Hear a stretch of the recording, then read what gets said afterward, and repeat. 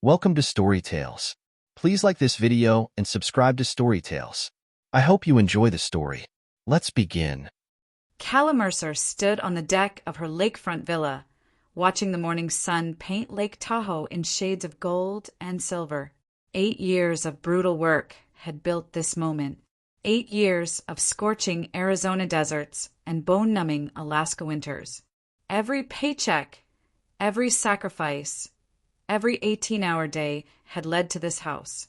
She ran her fingers along the custom railing she designed herself.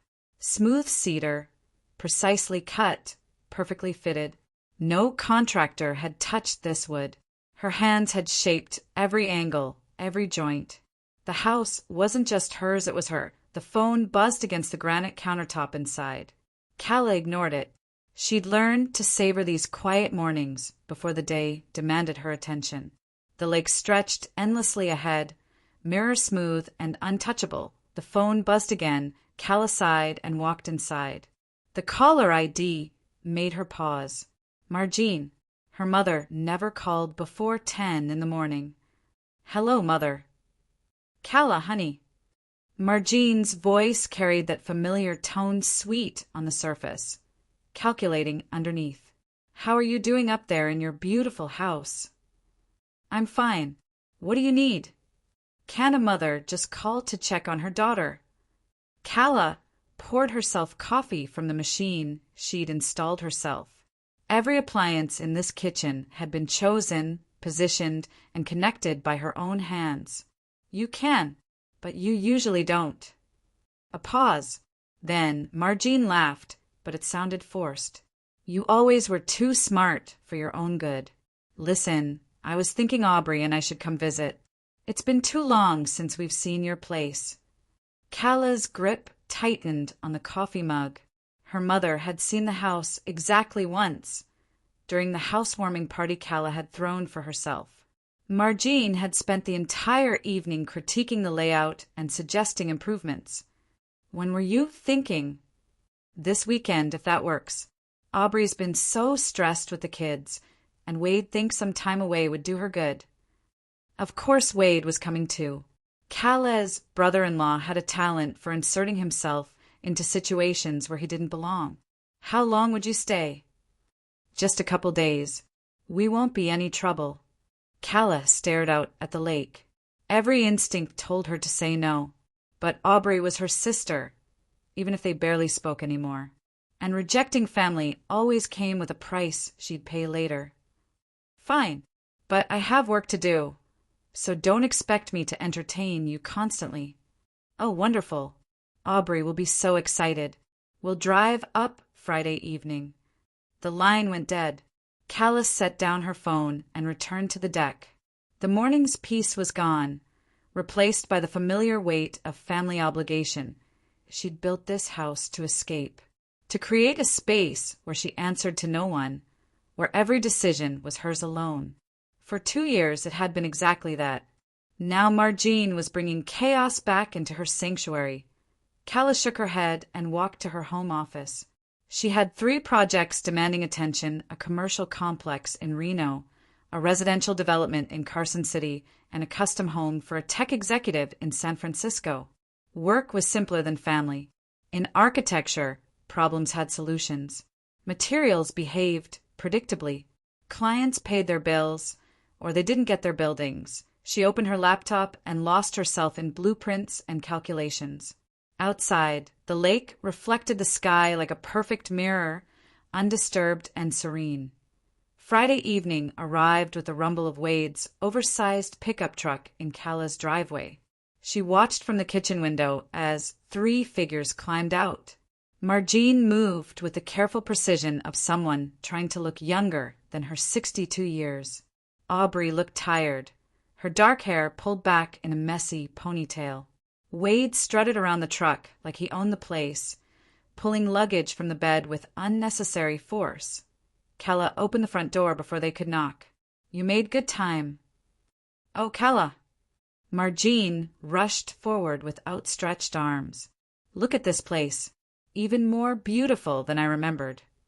The hug felt performative, like everything else about her mother. Calla endured it and stepped back. Aubrey. Wade. Her sister managed a weak smile. Thanks for having us. The kids are with Wade's parents, so we can actually relax. Wade pushed past them into the entryway, his boots loud on the polished concrete floors. Jesus, Kella, this place must have cost a fortune. It cost what it cost. Kella closed the door and turned to face them. Are you hungry? I made dinner. You cooked. Marjean's eyebrows rose. I didn't know you had time for domestic activities. I eat. Sometimes I cook what I eat. They gathered around the dining table Kella had built from reclaimed dockwood. She'd served simple food: grilled salmon, roasted vegetables, wild rice. Wade attacked his plate like he hadn't eaten in days. Aubrey picked at her food, distracted. Marjean kept complimenting everything in that overly enthusiastic way that made Kella's skin crawl. The view from here is just incredible, Marjean gushed. You can see the whole lake. That was the point. Kella cut her salmon with precise movements. The lot cost extra because of the sight lines. Worth every penny, I'm sure. Wade wiped his mouth with the back of his hand. What's something like this go for these days? 2 mil? 3. It's not for sale. I'm just curious. I mean, it's a lot of house for one person. Kella set down her fork and looked at him directly. Wade's eyes were small and calculating, set too close together in a face that had gone soft around the edges. He'd gained weight since Aubrey married him, his confidence expanding along with his waistline. I built it for myself. One person was always the plan. But don't you ever get lonely up here? Aubrey's voice was soft, almost pleading. I mean, it's beautiful, but it's so isolated.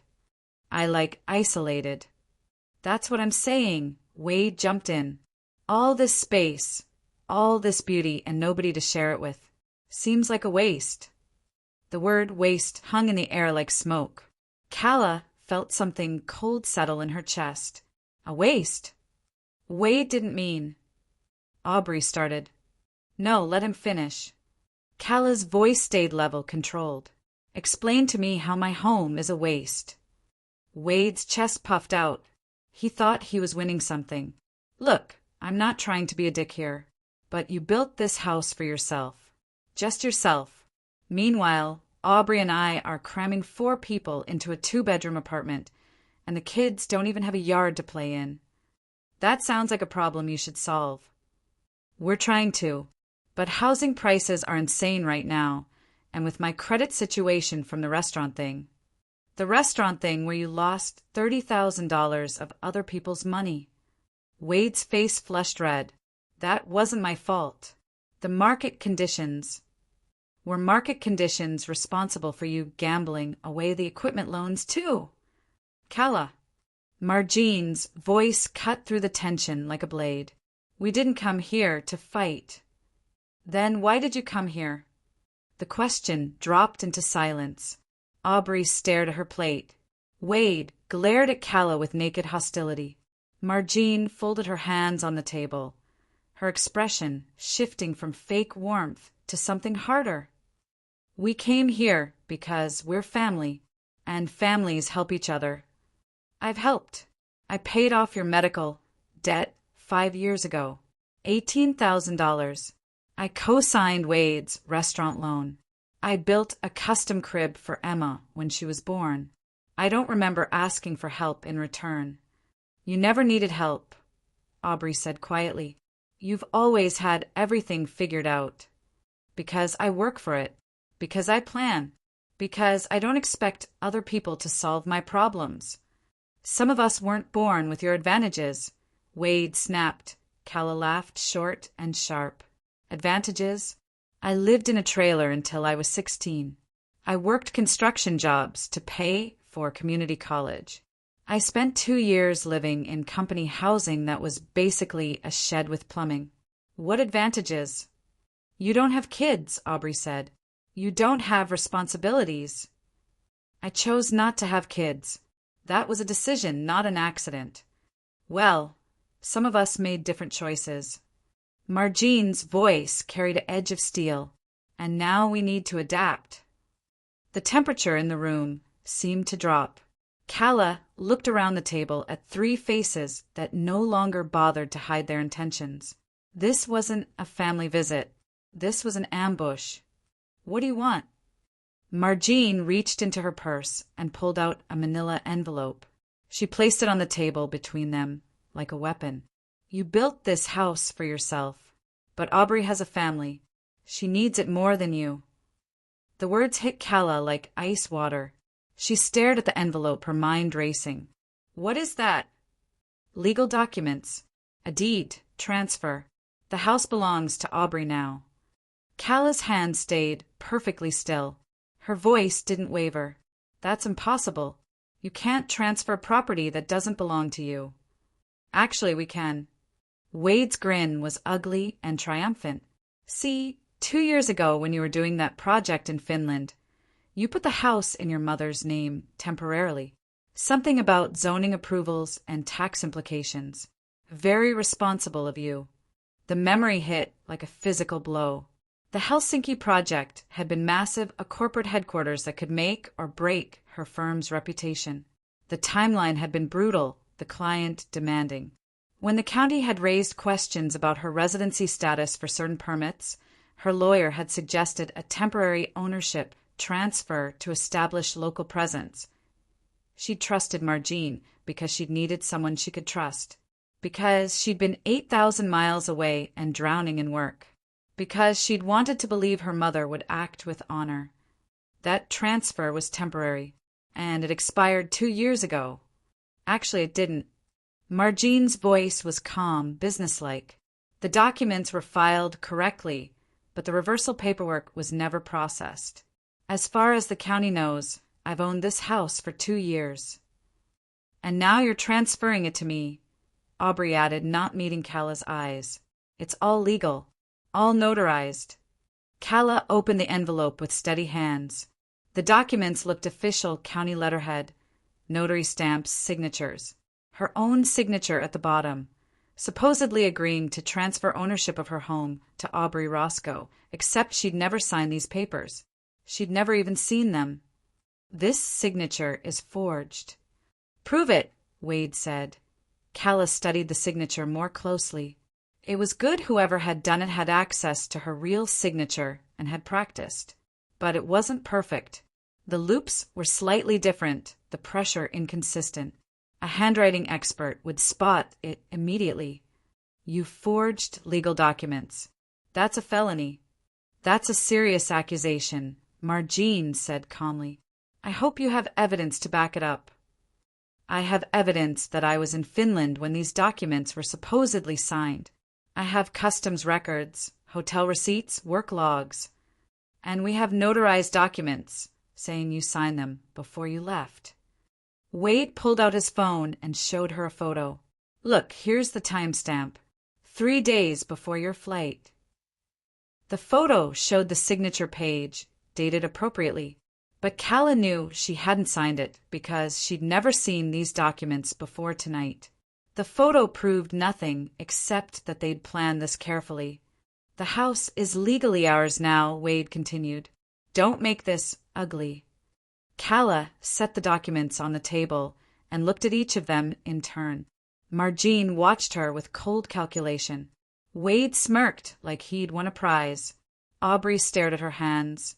Shame and defiance warring in her expression. These people had sat in her home, eaten her food, and stolen her life's work.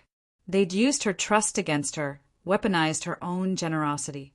They'd planned this ambush for weeks, maybe months, and they expected her to roll over and accept it. This is your sister's home now, Margine said. You're not allowed to come here again. Calla stood up slowly. She walked to the window and looked out at the lake, dark now under the evening sky. The water was perfectly still, reflecting the lights of distant houses like fallen stars. She'd built this house with her own hands. Every board, every wire, every pipe.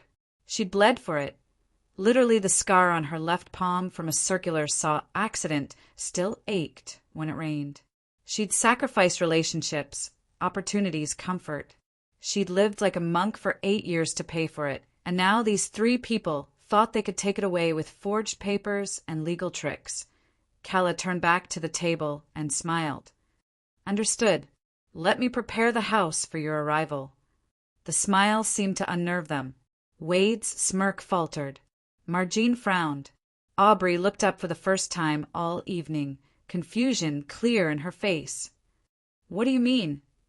Wade asked. You'll need time to move your things in. I'll need time to move mine out. It's a big house. There are systems you'll need to understand, maintenance schedules, warranty information. I want to make sure the transition goes smoothly. Oh. Aubrey's voice was small. That's very mature of you. I'm always mature. That's one of my advantages. They left 20 minutes later, claiming they needed to get back to make arrangements. Wade couldn't stop grinning. Margine was already making plans for renovations. Aubrey hugged Calla goodbye and whispered, I'm sorry it had to be this way. Calla stood in her driveway and watched their taillights disappear down the mountain road.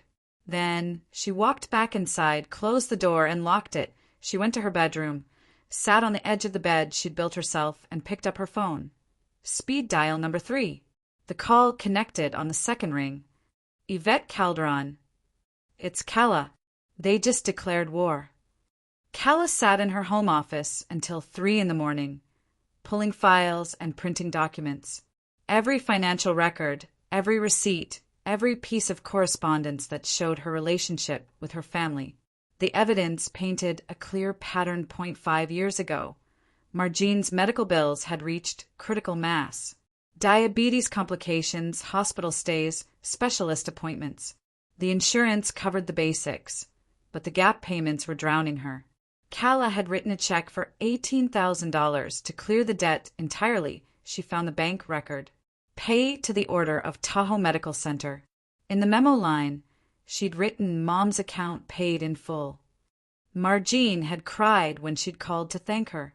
Real tears, or what had sounded like real tears over the phone. I don't know how to repay you, honey. I know we haven't always been close, but this means everything. Calla had told her not to worry about repayment. Family helped family. 3 years ago, Wade had convinced himself he was destined for restaurant glory. He'd found a location, created a business plan, and started looking for investors. His credit was already questionable from some earlier business ventures that had gone sideways. Banks wouldn't touch him, that he'd asked Calla to co-sign a loan for $45,000. Equipment, renovation, initial inventory. He'd painted visions of success, talked about expanding to multiple locations, promised to have her off the loan within a year, that she'd known it was risky. Wade had never shown much business sense, but Aubrey had been pregnant with their second child, and the family needed income stability. Calla had signed the papers. The restaurant lasted 11 months. Wade blamed the location, the economy, the staff, the customers. He blamed everyone except himself. When it closed, he owed money to suppliers, contractors, and the landlord. The equipment he'd bought with the loan disappeared, sold. He claimed to pay other debts. Calla was left holding the full balance of the loan. $45,000 plus interest and penalties. She'd paid it off over 18 months to protect her credit. Wade had never apologized. He'd simply moved on to the next scheme, the next opportunity that was going to make him rich. 2 years ago, Aubrey had been pregnant again. Their daughter Emma was coming, and they wanted everything to be perfect. Store-bought cribs were too generic, too mass-produced. They wanted something special, something handmade. Calla had spent 6 weeks designing and building a custom crib. Solid maple, hand-carved details, a mattress that adjusted to 3 different heights. She'd researched child safety standards, bought the safest finishes, stress-tested every joint. The project had consumed her evenings and weekends, but she'd loved every minute of it. When she delivered the finished crib, Wade had complained that it didn't match their bedroom furniture. Aubrey had thanked her politely, but Calla could see the disappointment in her eyes. They'd wanted something expensive-looking, something that screamed luxury. Instead, they'd gotten something that would last 50 years and keep their child safe. Calla had never received a thank you card. No photos of Emma sleeping in the crib. No acknowledgement of the time and skill she'd invested. She'd told herself it didn't matter. Family helped family. Gratitude wasn't the point. But sitting in her office at 3 in the morning, staring at the evidence of her own generosity, Calla understood something she'd been avoiding for years. Her family didn't see her as a person. They saw her as a resource, a solution to their problems, a safety net for their poor decisions.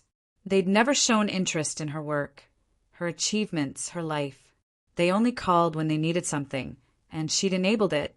Every time she'd written a check, every time she'd co-signed a loan, every time she'd said, "Don't worry about paying me back," she'd reinforced the pattern. She'd trained them to see her as an endless source of money and favors, but she'd never expected them to steal from her. She'd thought there were lines even they wouldn't cross. She'd been wrong. Calla closed the files and leaned back in her chair. Outside, the lake was invisible in the darkness, but she could hear water lapping against the dock she'd built. Small waves, rhythmic and soothing. Tomorrow she would call Yvette Calderon, the estate litigation attorney who'd helped her structure the house purchase. Tomorrow she would begin the legal process of reclaiming what was hers. But tonight she allowed herself to feel the full weight of betrayal. Not just the theft of her house, but the destruction of something deeper.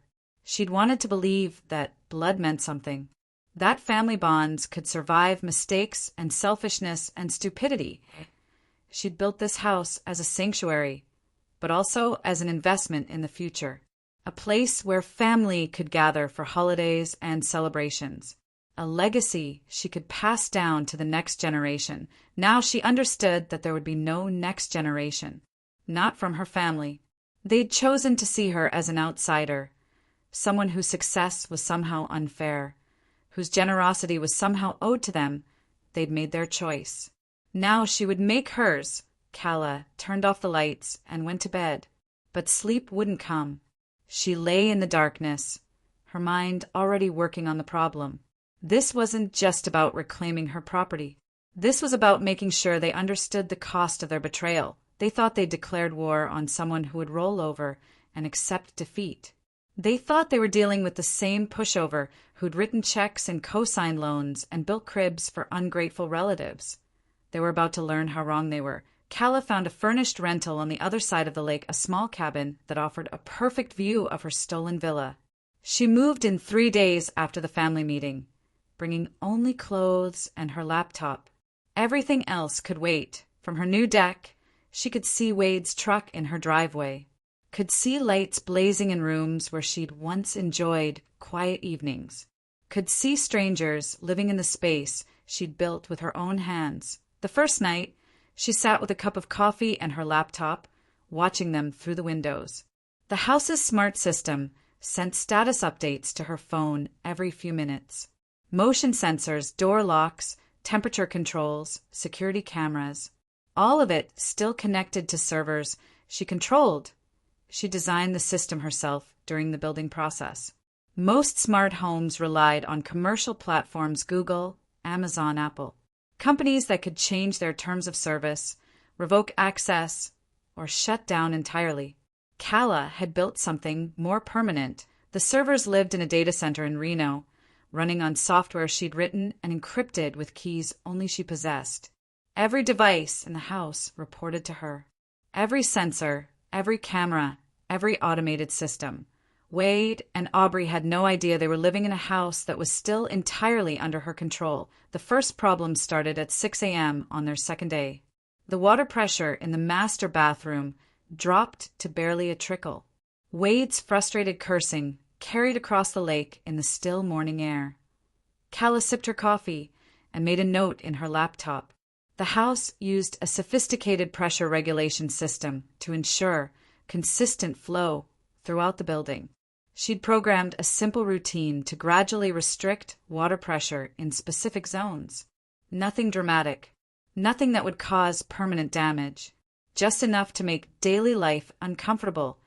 By noon, Wade was on the phone with a plumber. Calla listened to his half of the conversation through the kitchen microphone she'd installed to monitor for maintenance issues. "I don't give a damn what your schedule looks like. We've got no water pressure upstairs. This is an emergency call." The plumber arrived 2 hours later and spent 90 minutes checking pipes, fittings, and fixtures. Everything looked perfect because everything was perfect. The problem was in the software, invisible and untraceable to anyone who didn't know the system architecture. "Your plumbing's fine," the plumber told Wade. "Maybe it's a municipal supply issue. You should call the water company." Wade spent another hour on hold with county utilities. They assured him that water pressure throughout the district was normal. No problems, no maintenance, no explanations. That night, the smart locks began malfunctioning. Calla had installed high-end electronic locks on every door front, back, garage, even the shed. Each lock connected to the home network and could be controlled remotely. Under normal circumstances, residents could unlock doors with phone apps, key codes, or traditional backup keys, but the system also had security protocols. If it detected suspicious activity, multiple failed access attempts, potential break-ins, system tampering, it could automatically lock down the entire house at 11 p.m. While Wade and Aubrey were watching television, every lock in the house activated simultaneously. The loud mechanical clicks echoed through the rooms like gunshots. Wade tried to open the front door. Locked. Back door. Locked. Even the door between the garage and the house had sealed itself. "What the hell?" His voice carried panic now. "We're locked in." Aubrey tried her phone app. The screen showed error messages. "It says the system is in security mode. I need an administrator code." "What administrator code? This is our house." They spent 20 minutes trying different combinations. Their birthdays, their anniversary, their children's names. Nothing worked. Finally, Wade grabbed a screwdriver and tried to manually override the front door lock. The house alarm began screaming. Calla smiled and disabled the locks remotely. By the time the county sheriff arrived to investigate the alarm, everything appeared normal. Wade tried to explain about being locked inside his own house, but the deputy seemed skeptical. "These smart home systems can be tricky," the deputy said diplomatically. "Maybe you should call a technician." The next morning brought a new problem. The HVAC system developed a mind of its own. Calla had installed a sophisticated climate control network with separate zones for each room. The system could maintain different temperatures throughout the house, adjust humidity levels, and optimize energy efficiency. It was one of her proudest technical achievements that IT was also completely under her control. At 7 a.m. She sent a command that set the master bedroom to 65 degrees and the living areas to 85. The system responded instantly, pumping cold air into the bedroom while heating the rest of the house to uncomfortable levels. Wade woke up shivering. Aubrey wrapped herself in blankets, but the cold seemed to seep through everything. Meanwhile, the kitchen and living room became sauna hot. "Something's wrong with the air conditioning," Aubrey called from the bedroom. "It's fine down here," Wade shouted back. "It's actually too hot." They spent the morning moving between rooms, trying to find comfortable spaces. Wade checked the thermostat controls, but they showed normal readings. The system claimed to be maintaining a steady 72 degrees throughout the house. Another service call. Another technician who found nothing wrong with the equipment. "Your HVAC system is perfect," the tech told them. "All the components are working exactly as designed. Maybe you've got some kind of software issue. Then fix the software." "I'm an HVAC guy, not a computer programmer. You need to call whoever installed the smart controls." But the smart controls had been installed by Calla herself. The warranty documentation listed her as the primary contact for technical support. Wade would have to call his victim to fix the problems she was causing by the end of their first week in the house. Wade and Aubrey were exhausted and frustrated. The water pressure remained inconsistent. The locks triggered security mode at random intervals. The temperature swung wildly between rooms without warning. Every morning, Calla watched them through her laptop screen and made adjustments to their suffering. Nothing dangerous, nothing that would cause real harm, just a steady stream of inconveniences that made their stolen paradise feel more like a punishment. She was particularly proud of the bathroom exhaust fan that turned itself on at 3 a.m. every night, and the kitchen disposal that would only run for exactly 3 seconds before shutting off, and the garage door that opened and closed itself whenever Wade tried to leave for work. From her rental cabin, she could see the stress building. Wade's temper was getting shorter. Aubrey spent hours on the phone with repair services. They'd started arguing, voices raised, gestures sharp and angry. The house was rejecting them, and they had no idea why.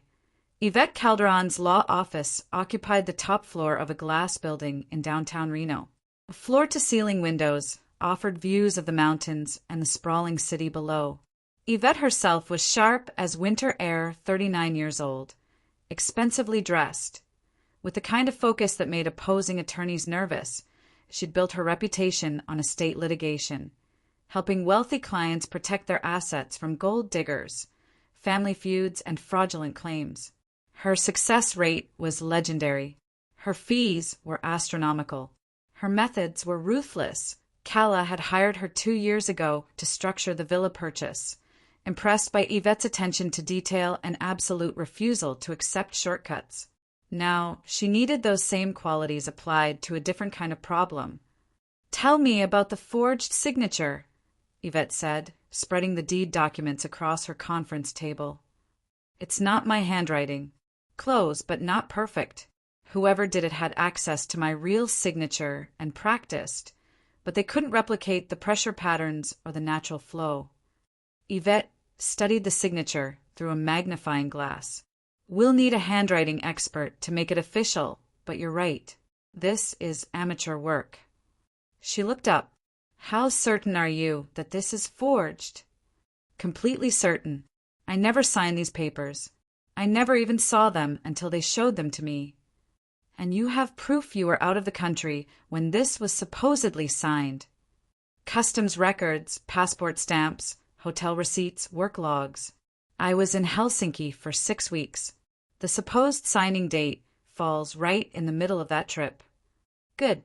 That creates reasonable doubt about your presence." Yvette made notes on a legal pad. "Tell me about the original ownership transfer, the temporary one from 2 years ago." Calla explained about the Finland project, the zoning complications, the need to establish local ownership for permit purposes. She'd worked with a different attorney at the time, someone who specialized in real estate transactions rather than litigation, who suggested the temporary transfer. "My original lawyer. He said it was routine for these kinds of permit issues. And the reversal paperwork. He was supposed to file it when I got back from Helsinki. I assumed he had." Yvette frowned. "You assumed? You didn't follow up." "I was buried in work. The Helsinki project was massive, and I had 3 other jobs running simultaneously. I trusted him to handle the paperwork." "What happened to this lawyer?" "He retired 6 months later. Moved to Florida." "Convenient." Yvette's tone was dry. "We'll need to track him down, but I suspect he'll claim the paperwork was filed correctly and any problems are clerical errors." They spent 2 hours going through every document, every timeline, every piece of evidence. Yvette asked hard questions, poked holes in Calla's story, played devil's advocate with ruthless precision. "Your family's version is plausible," she concluded. "Temporary ownership transfer, miscommunication about reversal, legal transfer to your sister. A jury might buy it. But it's not true. Truth and legal proof are different things. We need more than your word against theirs." "What kind of more?" Yvette smiled, and the expression was predatory. "Evidence of planning, evidence of intent, evidence that this wasn't an honest mistake, but a deliberate fraud." She pulled out her phone and scrolled through her contacts. "I'm calling Ames Burnett. You'll like him." Ames arrived an hour later, a tall, thin man in his early 40s with prematurely gray hair and calloused hands. He wore jeans and a button-down shirt that had seen better days, but his laptop bag was expensive and his handshake was firm. Ames specializes in digital forensics, Yvette explained. He helps us prove when people are lying about electronic communications. I understand you have a smart home system, Ames said to Calla. Something custom-built. I designed it myself. All the devices report to private servers in Reno, and you still have administrative access. Complete access. I can see everything that happens in the house. Ames grinned. That's perfect. We're going to install some additional monitoring capabilities. He pulled out a tablet and showed Calla a surveillance interface. Multiple camera feeds, audio pickups, environmental sensors. Every room in the house was visible and audible. This is already installed. I put cameras in during construction for security purposes, but I disconnected most of them when I moved in. Privacy reasons. We're going to reconnect them, all of them, plus add some new ones in strategic locations. Ames's fingers flew across the tablet screen. If they're planning additional fraud, or if they let slip details about how they forged the original documents, we'll have it on video. Is that legal? It's your house, Yvette said firmly. Or it will be again once we prove fraud. You have every right to monitor your own property. What about audio recording? Don't we need consent? Nevada is a one-party consent state. As long as one person in the conversation knows about the recording, it's legal. Since you're the rightful owner of the house, your consent covers any conversations that happen on your property. Calla felt something cold and sharp settle in her chest. You want me to spy on my own family? I want you to gather evidence of their crimes, Yvette corrected. They forged legal documents to steal your house. That's fraud, forgery, and theft. Felonies that could put them in prison.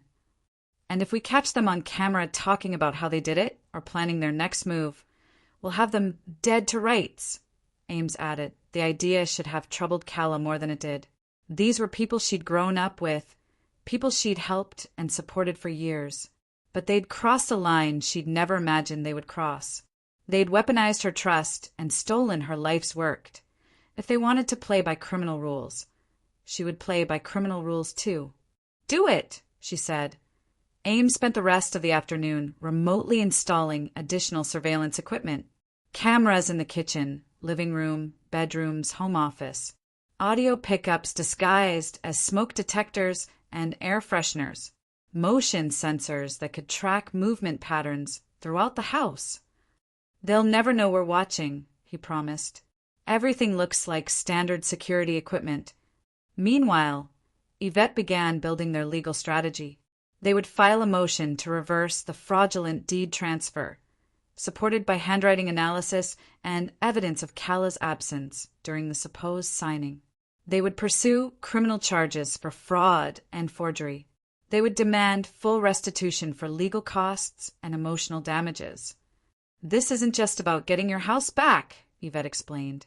We're going to make sure they understand the consequences of stealing from you. What kind of consequences? Wade has a history of financial fraud. If we can prove he orchestrated this scheme, he's looking at serious prison time. Your mother could face charges as an accessory. Even your sister could be charged if we can show she knew the documents were forged. The scope of it was staggering. Calla had wanted justice, but she hadn't fully considered what justice might look like. Her family could end up in prison. Their children could end up in foster care. Their entire lives could be destroyed. Are you having second thoughts? Yvette asked, reading her expression. Calla thought about the house she'd built with her own hands, about the 8 years of sacrifice and hard work they'd dismissed as somehow unfair, about the forged signature and the smug expressions when they'd told her she wasn't welcome in her own home. No, do whatever it takes. The first leak was subtle. Calla created an anonymous email account and sent a simple message to the Tahoe Vista Community Association newsletter editor. thought you should know that the new residence at 847 Lakeshore Drive may have some interesting financial history. Wade Roscoe's previous business ventures have left several local suppliers unpaid. Might be worth a background check before they get too involved in community activities.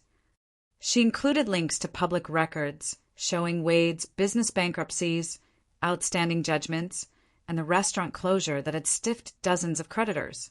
All public information, all easily verifiable, all damaging to his reputation. The newsletter editor was hungry for content and suspicious by nature. Within 48 hours, the community Facebook page was buzzing with speculation about the new residents who'd taken over the Mercer place. The second leak was more direct. Calla had access to Aubrey's social media accounts. Her sister had never bothered to change passwords or update security settings. A few carefully crafted posts appeared on Aubrey's Instagram and Facebook feeds. Photos of the villa's interior with captions like, "Living the dream in our new lakefront home," and "So grateful for this blessing." The posts made it seem like Wade and Aubrey were bragging about their sudden good fortune, flaunting wealth they clearly hadn't earned. Comments started appearing almost immediately. Neighbors who knew the house had belonged to Calla. Friends who remembered the family's previous financial struggles. Questions about how they'd suddenly become wealthy enough to afford waterfront property. The third leak was the most damaging. Through the hidden cameras, Calla had recorded Wade screaming at Emma, their 3-year-old daughter, for spilling juice on the hardwood floors. The tantrum was ugly, a grown man losing control, calling a toddler stupid and clumsy, his face red with rage. She edited the video carefully, removing any audio that might identify the location, but keeping Wade's voice clear and recognizable. Then she uploaded it to an anonymous YouTube account and shared the link on local parenting forums. "Saw this guy at the grocery store yesterday. He was screaming at his kids in the parking lot. Someone needs to call CPS." The video went viral within the local community. Parents were outraged. The school district took notice. Child Protective Services received multiple reports about the family living at 847 Lakeshore Drive. Wade tried to explain that he'd been under stress, that moving was difficult, that he wasn't usually like that. But the damage was done. In a small community like Tahoe Vista, reputation mattered. And his reputation was now toxic. Meanwhile, Ames had been busy with digital archaeology. The forged deed documents contained metadata that told a fascinating story. The files had been created on a computer registered to Marjean's address. The notary stamps had been added using consumer-grade software. The signatures had been practiced using a tablet stylus that left digital fingerprints. They documented their own crime, Ames explained gleefully. The computer saved draft versions, revision histories, even deleted files. It's like they kept a diary of their fraud. But the most damaging evidence came from the cameras themselves. 3 days after the YouTube video went viral, Marjean visited the house for what she thought was a private conversation with Wade and Aubrey. Calla watched the confrontation unfold on her laptop screen, recording every word. "This was supposed to be simple," Marjean hissed at Wade. "Move in, establish residency, wait for things to calm down. Instead, you're on social media bragging about the house and screaming at children on camera." "I never posted anything on social media," Wade protested. "Then how did those posts get on Aubrey's accounts?" "I don't know. Maybe someone hacked them." "Someone hacked them." Marjean's laugh was bitter. "Wake up, Wade. Calla is fighting back." "What's she going to do? The house is legally ours. The house is legally ours because we forged her signature on a deed transfer. If she can prove that, we're all going to prison." There it was. Clear, unambiguous admission of guilt, recorded in high definition with perfect audio quality. Ames practically rubbed his hands together with glee as he prepared the footage for legal submission. But Marjean wasn't finished. "We need to be smarter about this. Stop drawing attention. Stop making enemies. And figure out how to deal with Calla before she destroys all of us." What do you mean, deal with her? I mean, make her go away. Permanently. The words hung in the air like poison. Aubrey looked shocked. Wade's eyes narrowed with calculation. Marjean's expression was cold and businesslike. You're talking about hurting her, Aubrey whispered. I'm talking about protecting our family. Calla has always been selfish. Always thought she was better than the rest of us. Now, she's trying to take away our security, our future. Sometimes you have to make hard choices. Calla felt ice water in her veins. Her own mother was discussing violence against her with the casual tone of someone planning a dinner menu. These people weren't just thieves, they were dangerous. She called Yvette immediately. We have everything we need for the fraud case, she reported. But there's something else. They're talking about making me go away permanently. I think they're planning to hurt me. Send me the recording. Now. 20 minutes later, Yvette called back. Her voice was steel-hard and focused. This changes everything. We're not just dealing with property fraud anymore. That recording is evidence of conspiracy to commit assault, possibly murder. I'm calling the district attorney immediately. What does that mean? It means your family just escalated this from a civil matter to a criminal conspiracy. Wade is already facing fraud charges that could put him away for years. Now he's looking at violent felony charges that could put him away for decades. The legal machinery began grinding forward with inexorable force. Handwriting experts confirmed the forged signature. Digital forensics proved the documents had been created on Marjean's computer. The surveillance recordings provided clear evidence of criminal intent. But more importantly, the social pressure was destroying them. Wade couldn't find work. His reputation in the community was ruined. Aubrey had been asked to leave her children's school events. Neighbors crossed the street to avoid them. The local grocery store had asked them not to return after Wade had screamed at a cashier they'd wanted Calla's house, her success, her standing in the community. Instead, they'd made themselves pariahs.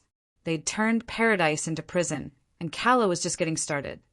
The Washoe County Courthouse was a monument to justice and bureaucracy, all granite columns and marble floors that echoed with the footsteps of lawyers and defendants. Calla arrived early, wearing a charcoal gray suit that projected competence and control. Yvette walked beside her, a briefcase full of evidence and expression that promised destruction. Wade had decided to represent himself. The decision baffled everyone, including the judge, but Wade's arrogance had convinced him that he could talk his way out of anything. He'd spent the previous week watching legal procedure videos on YouTube and practicing opening statements in the mirror. Marjean had hired a lawyer, a nervous public defender, who clearly wished he was anywhere else. Aubrey sat between them, looking like she hadn't slept in weeks. All rise for the Honorable Judge Patricia Hendricks. Judge Hendricks was in her 50s, with silver hair and the kind of sharp intelligence that came from 20 years of sorting truth from lies. She'd reviewed the case files, and her expression suggested she wasn't impressed with the defendants. This is a motion to reverse a deed transfer based on allegations of fraud and forgery, she began. Ms. Mercer claims that defendants used forged documents to steal her property. Defendants claim the transfer was legal and properly executed. Let's see what the evidence says. Yvette stood and approached the bench with predatory grace. Your Honor, this case involves a deliberate, premeditated scheme to defraud my client of property worth over $2 million. The evidence will show that defendants forged Ms. Mercer's signature, fabricated legal documents, and committed perjury in their filings with this court. She clicked a remote, and the courtroom's display screen showed a side-by-side comparison of signatures. This handwriting analysis was conducted by Dr. Rebecca Santos, a certified forensic document examiner. Dr. Santos found 17 distinct differences between the alleged signature and verified samples of Ms. Mercer's actual handwriting. The differences were obvious once highlighted. Loop formations, pressure patterns, stroke angles, every inconsistency marked in red. Furthermore, Metadata analysis of the digital documents shows they were created on a computer registered to defendant Margene Mercer, using software that was purchased specifically for this fraud. More evidence appeared on the screen. File creation dates, software licenses, IP addresses. The digital trail was damning and comprehensive. Finally, Your Honor, we have surveillance footage of defendants explicitly admitting to forging these documents. The courtroom fell silent as Margene's recorded voice filled the air. The house is legally ours because we forged her signature on a deed transfer. If she can prove that, we're all going to prison. Aubrey's face went white. Wade stared at the screen in shock. Even Margene's lawyer looked sick. The defendants recorded themselves confessing to felony fraud, Yvette continued. The evidence is overwhelming, undeniable, and supported by multiple expert analyses. We ask the court to immediately reverse the fraudulent deed transfer and restore my client's rightful ownership. Wade jumped to his feet, his face red with anger. Objection! That recording was obtained illegally. It's entrapment. Judge Hendricks looked at him with barely concealed irritation. Mr. Roscoe, you're not a lawyer. You can't just shout objection whenever you don't like something. And the recording was obtained from surveillance cameras in Ms. Mercer's own home, which she has every right to monitor. But we didn't know we were being recorded. Because you were committing crimes in someone else's house, the judge said dryly. Nevada is a one-party consent state. The property owner's consent is sufficient for surveillance purposes. Wade tried to argue, but he was drowning in legal concepts he didn't understand. He claimed the signature analysis was biased. He insisted the metadata had been faked. He demanded to cross-examine witnesses who weren't even present. Judge Hendricks let him ramble for 10 minutes before cutting him off. Mr. Roscoe, do you have any actual evidence that the signature is genuine? Any witnesses who saw Ms. Mercer sign these documents? Any proof that contradicts the forensic analysis? She had to have signed it sometime. Maybe she forgot. She forgot signing away a $2 million house. People forget things. Your Honor, Margene's lawyer stood up desperately. My client would like to discuss a plea agreement. Too late for that, Yvette said coldly. We're past the point of negotiations. The judge studied the evidence for another hour, asking technical questions about the handwriting analysis and digital forensics. Every answer reinforced the prosecution's case. Every piece of evidence pointed to the same conclusion. Based on the overwhelming evidence presented, Judge Hendricks finally announced, I find that the deed transfer dated 18 months ago was executed using fraudulent documents. The signature attributed to Ms. Mercer is clearly forged. The digital evidence shows deliberate manipulation, and the defendant's own recorded admissions confirm criminal intent. She paused for effect. The fraudulent deed transfer is hereby declared null and void. Legal ownership of the property at 847 Lakeshore Drive is restored to Ms. Calla Mercer, effective immediately. Calla felt something tight in her chest finally release. The house was hers again, legally, officially, permanently, but Judge Hendricks wasn't finished. Furthermore, I'm referring this matter to the District Attorney's Office for criminal prosecution. The evidence suggests multiple felonies including fraud, forgery, and conspiracy. Mr. Roscoe, you should retain criminal defense counsel immediately. Wade's face had gone from red to pale. What does that mean? It means you're probably going to prison, the judge said bluntly. Aubrey started crying. Margene sat in stony silence. Wade looked around the courtroom like he was searching for an escape route. The bailiff approached the defendant's table with handcuffs. Wade Roscoe, you're under arrest for property fraud and document forgery. You have the right to remain silent. They arrested him right there in the courtroom. Wade's protests echoed off the marble walls as they led him away. Margine and Aubrey were allowed to leave, but only after being served with criminal summons. Outside the courthouse, Yvette was practically glowing with satisfaction. That was beautiful. Clean, decisive, overwhelming. They never had a chance. What happens now? Now you go home to your house. Wade spends tonight in jail until he can make bail. Margine and Aubrey start looking for criminal lawyers they can't afford. And we begin the process of recovering your damages. What kind of damages? Legal fees, property damage, emotional distress, punitive awards for the fraud. We're talking hundreds of thousands, maybe more. They thought they could steal from you and walk away. Instead, they're going to pay for the privilege of trying. Calla looked up at the courthouse, its granite facade gleaming in the afternoon sun. Justice wasn't just about getting her house back, it was about consequences.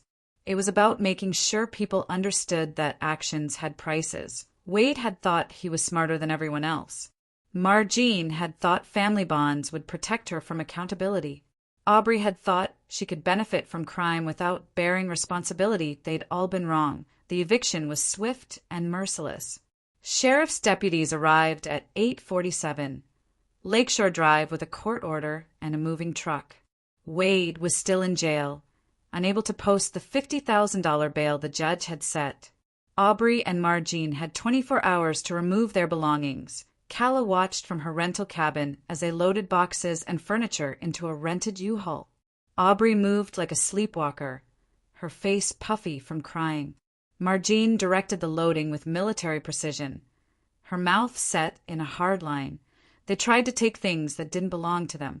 The custom dining table Calla had built. The hand-forged iron fixtures she'd commissioned from a local artist. Even the smart home control panels she designed and installed herself. The sheriff's deputy checked each item against Calla's inventory list. That stays. That goes. That's part of the house stays. But we bought those curtains, Aubrey protested. Ma'am, according to the court order, you have no legal claim to anything in this house. You're lucky Ms. Mercer is letting you take your personal belongings. By evening they were gone. The house stood empty except for Calla's original furnishings and the belongings they'd abandoned in their haste to leave. Wade's fishing gear cluttered the garage. Aubrey's romance novels filled a bookshelf in the master bedroom. Margine's prescription medications lined the bathroom counter. Calla walked through her home slowly, documenting the damage. Scratches on the hardwood floors where they'd dragged furniture. Water stains on bathroom counters. Burn marks on the kitchen island where someone had set hot pans directly on the wood. They'd lived in her house for 3 weeks and treated it like a rental property. No care, no respect, no understanding of what it meant to maintain something beautiful. The cleaning crew arrived the next morning, a team of specialists who worked on high-end properties. They scrubbed, polished, and restored every surface to pristine condition. The scratches disappeared under careful refinishing. The stains vanished with professional-grade treatments. The burn marks were sanded out and resealed. While they worked, Calla changed every lock in the house. New deadbolts, new smart locks, new security codes. She updated the home automation system with quantum-encrypted passwords that would take supercomputers centuries to crack. Most importantly, she upgraded the surveillance system. More cameras, better resolution, facial recognition software. If anyone tried to approach her property without permission, she would know immediately. The cleaning crew finished by installing new privacy screens along the property boundaries. Tall bamboo panels that blocked sight lines from neighboring houses and the road. She'd lived openly before, trusting in community and family. Now, she understood the value of secrecy. The final touch was a new gate across the driveway. Steel construction, automated locks, intercom system. A carved wooden sign mounted beside it read, Mercer House. No trespassing. Ever. That evening, Calla stood alone on her deck, looking out over the lake. The water was perfectly still, reflecting the first stars of evening. The house felt different, now not just reclaimed, but fortified. protected against the kind of people who saw kindness as weakness and generosity as obligation. Her phone buzzed with a text message from Aubrey. "Please call me. We need to talk." Calla deleted the message without responding. Another message arrived 5 minutes later. "I'm sorry about everything. Can we please work this out?" Deleted a third message. "The kids are asking about Aunt Calla. They don't understand why we had to move." Calla stared at the screen for a long moment, then blocked Aubrey's number. She blocked Marjean's number too, and Wade's. She was done with their drama, their manipulation, their attempts to make her responsible for their consequences. They'd made their choices. Now they could live with the results. 6 months later, Calla hosted her first women's independence retreat at the villa. 12 participants, all women who'd been betrayed, abandoned, or abused by family members. They came from across the country: a tech executive whose parents had stolen her startup money, a doctor whose siblings had contested their father's will, a teacher whose husband had hidden assets during their divorce. Calla had found them through support groups and legal networks. Women who'd been told they were selfish for wanting justice, ungrateful for refusing to forgive, heartless for cutting contact with toxic relatives. "Society tells us that family is everything," Calla addressed the group from her living room. "That blood is thicker than water. That we should forgive and forget and keep trying to fix broken relationships." She gestured toward the lake, serene and endless beyond the windows. "But some relationships can't be fixed. Some people will always see your success as their failure, your boundaries as their obstacles, your happiness as something they deserve more than you do." The women nodded, recognizing their own stories in her words. "We're here to celebrate the courage it takes to choose yourself, to build a life that serves your values instead of other people's expectations. To understand that cutting toxic people out of your life isn't cruelty, it's self-preservation." Over 3 days, they shared stories, strategies, and support. The tech executive learned about asset protection trusts. The doctor discovered legal methods for dealing with inheritance disputes. The teacher found resources for financial planning after divorce, but more than practical advice, they found validation. They found a community of women who understood that sometimes the most loving thing you can do is refuse to enable destructive behavior. That on the final evening, they gathered on the deck for a ceremony Calla had designed. Each woman wrote a letter to someone who'd betrayed her trust: a parent, sibling, spouse, or child who'd chosen manipulation over relationship. Then they burned the letters in a steel fire bowl, watching the flames consume years of pain and disappointment. "This isn't about revenge," Calla told them as smoke rose into the starlit sky.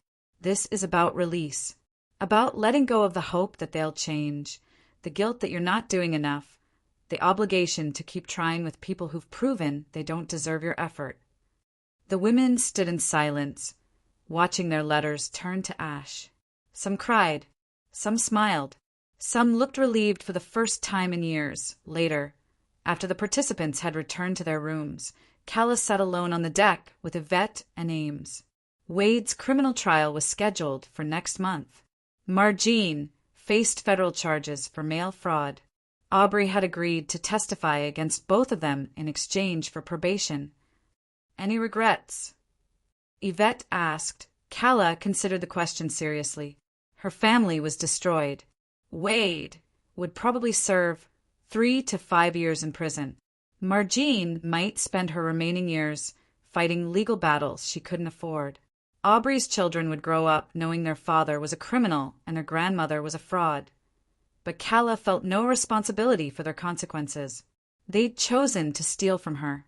They'd chosen to forge documents and commit fraud. They'd chosen to threaten violence when their crimes were exposed. Every result they were facing was the direct consequence of their own actions. "No regrets," she said finally. "They declared war on the wrong person." "What's next?" Ames asked. "More retreats. I want to help other women who've been told they're wrong for refusing to enable abuse. Show them it's possible to build a life that serves their values instead of other people's dysfunction. She gestured toward the house behind them, lights glowing warmly in every window. I built this place as a sanctuary. Turns out that's exactly what it became, just not for the people I originally thought. The next morning, Calla received a call from a journalist writing about women who'd successfully cut contact with toxic families. The article would feature her retreat program and the legal battle that had inspired it. Some readers might say you were too harsh, the journalist warned, that you should have tried to work things out with your family. Some readers have never had their life's work stolen by people they trusted, Calla replied. Some readers have never been threatened with violence for wanting justice. Some readers have never learned the difference between forgiveness and enabling. So you don't believe in second chances. I believe in natural consequences. They had their chance when I paid their debts, co-signed their loans, and built cribs for their children. They chose to repay my generosity with theft and fraud. That wasn't a mistake, it was a decision. And decisions have prices. The article ran 3 weeks later, generating hundreds of comments and messages. Most were supportive, from women who recognized their own struggles in Calla's story. But some criticized her hardness, her refusal to reconcile, her choice to pursue legal consequences instead of family therapy. Calla read every comment and felt no need to defend herself.